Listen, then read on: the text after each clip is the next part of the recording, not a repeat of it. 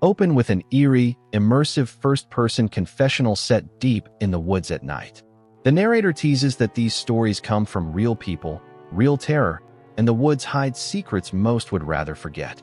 A direct address warns the audience that what follows is not for the faint of heart. The darkness is hungry, and eyes are watching.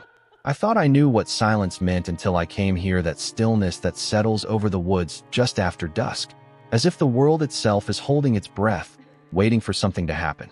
They say the forest in the daylight is peaceful, a retreat from the chaos of the city, a sanctuary. But I'm telling you now, that peace is a mask, a cruel, fragile disguise for what hides beneath. Feel that cold moisture in the air? That slight, creeping chill seeping through your skin? That's not just the night's breath. It's the forest waking up. And somewhere maybe not far from you right now, there are eyes watching, silent but unblinking. Some say the woods listen, but listen isn't the right word.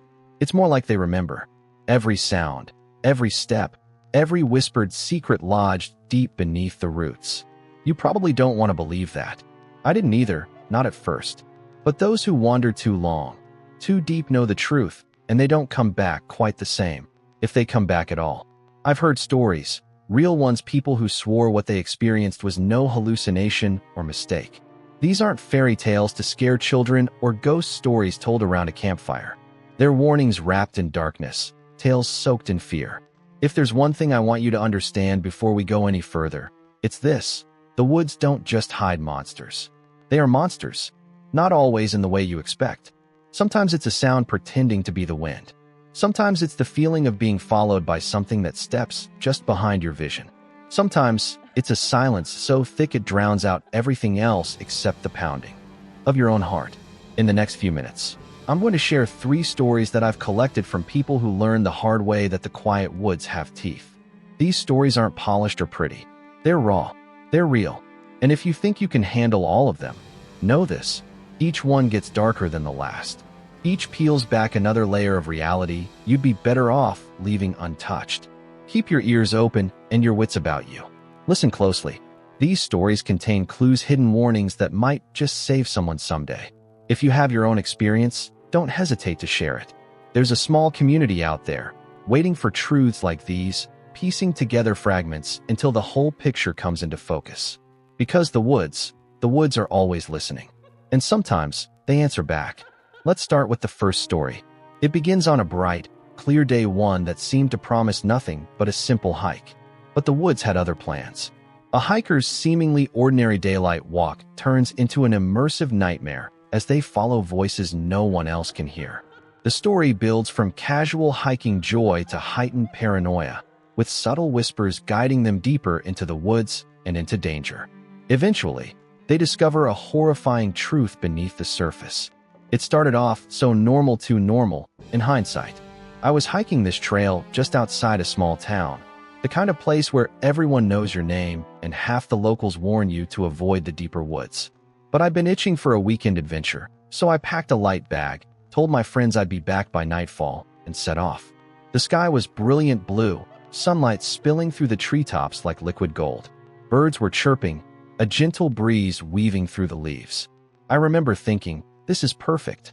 I even recorded a bit on my phone, talking to my friends while I walked. Hey, this place is amazing, I said, smiling into the mic. Honestly, you'd love it. The air feels cleaner here, like you can breathe easier. You know, I laughed, the sound bright and carefree, almost like I was trying to convince myself everything was fine. For the first hour, everything felt like a postcard. I passed moss-covered stones, wildflowers peeking from the dirt underfoot, little critters darting through the underbrush. But then something small shifted.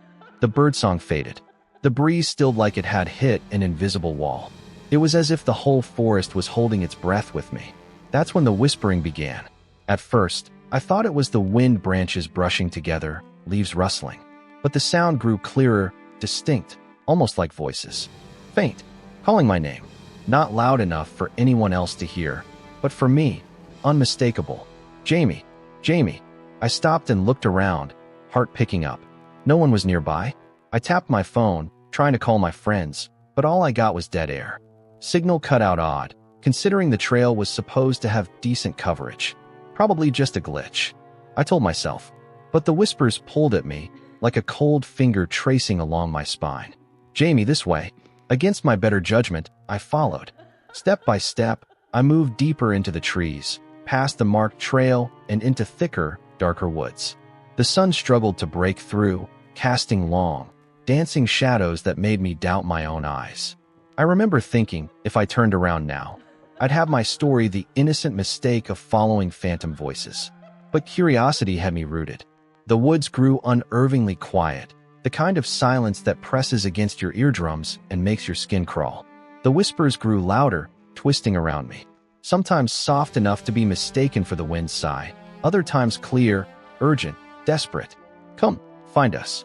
I don't know who they were, but it felt like a whole chorus, voices layered atop each other, calling, begging. I called out. "Who's there?" The only reply was a sudden snap, a branch breaking. Somewhere behind me. Panic set in. I spun around, eyes darting through the thicket.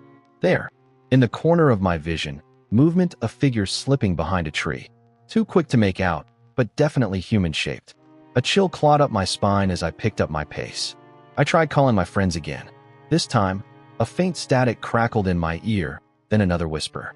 "Stay." "No," I whispered, breath frosting in the cold air, voice shaking. I started running, but the forest seemed to close in, the path disappearing beneath gnarled roots and tangled brush. The sun was sinking fast, and every shadow felt alive. Then I heard it, something sharp, low, like laughter. Not joyful, hollow, malicious. "Jamie, don't run." I stumbled. Someone or something was right behind me. I pushed harder, heart pounding so loud I thought it might tear free from my chest. Somehow, I found myself back near the original trailhead, gasping for breath, phone trembling in my hand. The signal returned, and I sent frantic texts to my friends. "Help. I'm not alone. The woods, something's there." They called back instantly, panic in their voices, but when I tried to describe it, the words caught in my throat. Later, a local told me about the Whispering Trail, a path supposedly cursed or haunted or worse, protected by something ancient and hungry. "Most folks don't dare talk about it openly. Ever," he whispered, eyes darting away like naming it would summon it.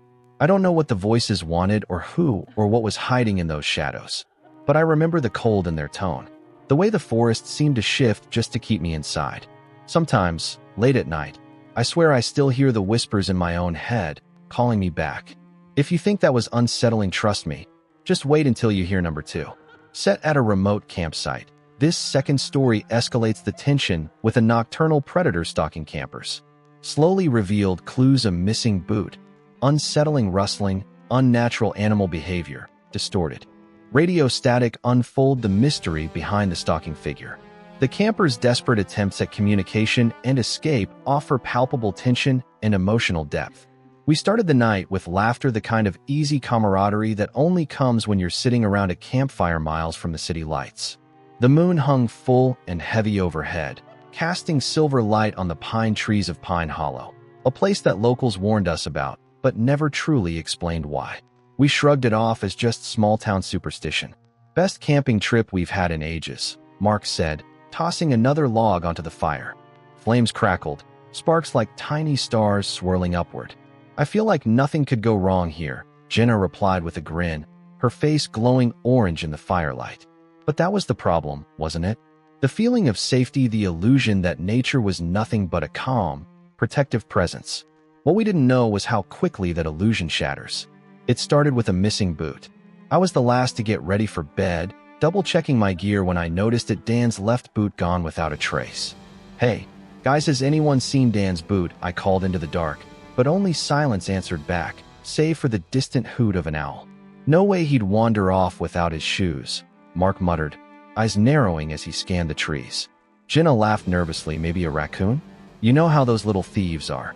But the joke felt hollow, like it was trying to mask the tension growing in the cool night air. That's when the rustling started, soft at first, just at the edge of hearing. Branches crackled like whispers just beyond the firelight. We strained to listen, swapping glances that spoke more than words could. "Probably just deer," Jenna suggested, though her voice wavered. The animals in Pine Hollow didn't act like normal wildlife, though.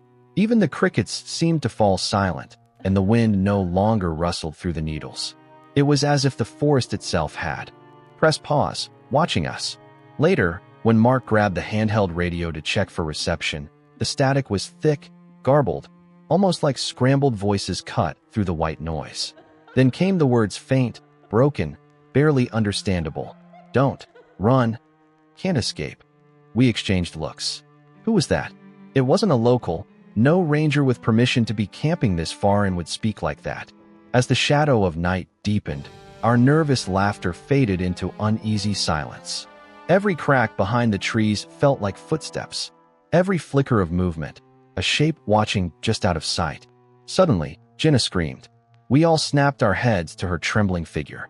Something's out there, she whispered, pointing toward a thick cluster of trees where a tall silhouette stood briefly visible before vanishing.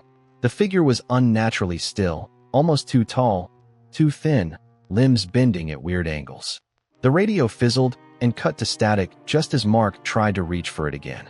We huddled together, trying to stay calm, but the terror was seeping into our bones. Dan was missing.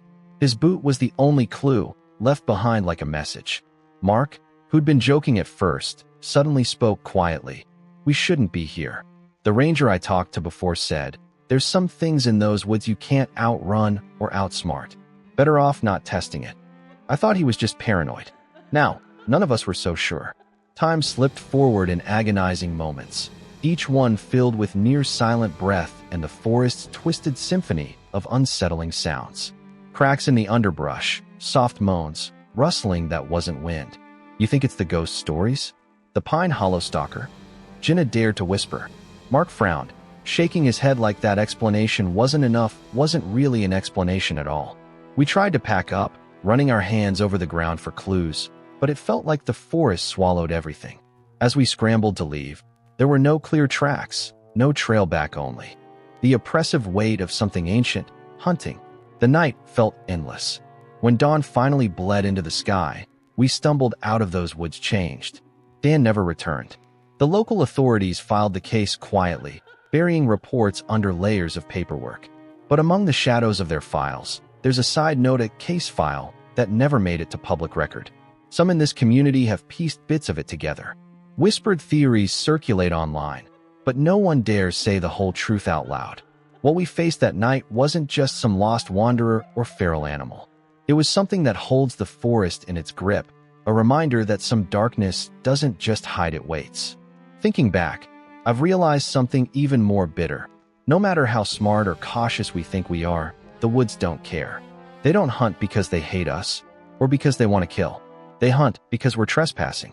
If you think the woods are just trees and animals, think again. You can try to run, try to hide. But in Pine Hollow, some fears don't chase you, they own you. And if you believe the Whispering Trail was unnerving, well, just wait until you hear what comes next. The darkest and most disturbing tale. A folklore-inspired, almost supernatural story about a mysterious tree that drains life and drives victims' minds to madness. Told through journal snippets and survivors' confessions, this story weaves myth, psychological horror, and physical dread. They say the oldest forests hold the deepest secrets, but some secrets aren't meant to be uncovered. This next story, well, it's the one I struggle to recount without feeling the weight of the darkness pressing down on my chest. It starts with the tree. Locals call it the Bleeding Oak, a twisted, towering thing buried deep in the heart of a forgotten forest. Its bark, cracked and scarred, supposedly seeps thick, red sap that looks like fresh blood. But the sap isn't the worst part if the tales are true. It's what the tree takes that truly horrifies. I found fragments of this story scattered through old journals recovered by park rangers and whispered survivor testimonies. I pieced them together, as best as I could, though much remains censored, classified as too disturbing for public release. I'll share what I can. Journal entry number 17. Day, for it's hard to put into words what this tree does. My hands, they ache, but not from exertion. Like the tree is pulling something out of me, something deeper than blood. I don't want to touch the bark anymore. Every time I do, I hear voices, whispering things my mind won't repeat. I catch glimpses of shadows moving around the roots' faces, or tricks of the fading light. I can't tell. The others are starting to change, too. We're all losing time, memory. I fear this place is alive in a way we never imagined. The group that found the bleeding oak was a mix of researchers and thrill seekers, convinced it was some lost piece of nature's biology, an anomaly with simple explanations. But the forest refused logic. One survivor, a woman named Laura, confessed in a shaky phone call recovered by authorities. "You don't realize the arrogance of walking into these woods thinking you control the story. The tree, it's a predator. It doesn't just feed on flesh. It feeds on us, our fears, our memories, our sanity. It's ancient, older than any of us. And it's patient." I found a fragment of their group's final meeting, whispered in the dark around a makeshift campfire. Their voices tremble, fractured by exhaustion and dread. "Do you think it's trying to break us? Like it's testing what it can steal? Maybe it's already taken everything. We're just the husks left behind. Gods, I feel it in my head. Like something clawing away, trying to rip out my mind." What's cursed about the bleeding oak isn't just the slow, physical draining. It's the psychological torture, a creeping madness that fixes on its victims, whispering doubts, twisting realities. Survivors described hallucinations so vivid they couldn't tell nightmares from waking life. One man, who clawed his way out of the forest hours before collapsing, scribbled frantically before losing coherence. "They speak from beneath the bark, voices in the roots. The tree bleeds, yes, but it also feeds. It feeds on what makes us human: hope, memory, love. It steals and leaves only hollow shells. I'm afraid it's coming for me next." Researcher files hint that the bleeding oak is no isolated incident. There are other reports: disappearances, strange trees, unnatural forests touching corners of the globe. Some believe it's tied to ancient folklore, a manifestation of nature's revenge against those who disrespect its bounds. But what disturbs me most is a censored recording they won't show to anyone outside the team. An audio clip of a lone survivor screaming as the tree's sap crawls like blood dripping down his skin, voices overlaying his cries. It's locked away under extreme content warnings. The few who claim to have heard say it's like listening to sanity itself unravel. I won't play it here, not because I don't want to, but because some things aren't meant for all ears. I can only wonder, what is the nature of evil tangled deep in the roots of these woods? What ancient hunger lurks beneath the bark of that bleeding tree? Is it a guardian, a monster, or a force older than human understanding? One thing's certain: there are doors in the forest that once opened, never fully close. We stand at the edge of our own ignorance, tempted to peer in. But be warned, some answers come at a cost no one can pay back. And so the stories end not with resolutions, but with questions. Because while the woods may whisper, they do not speak plainly.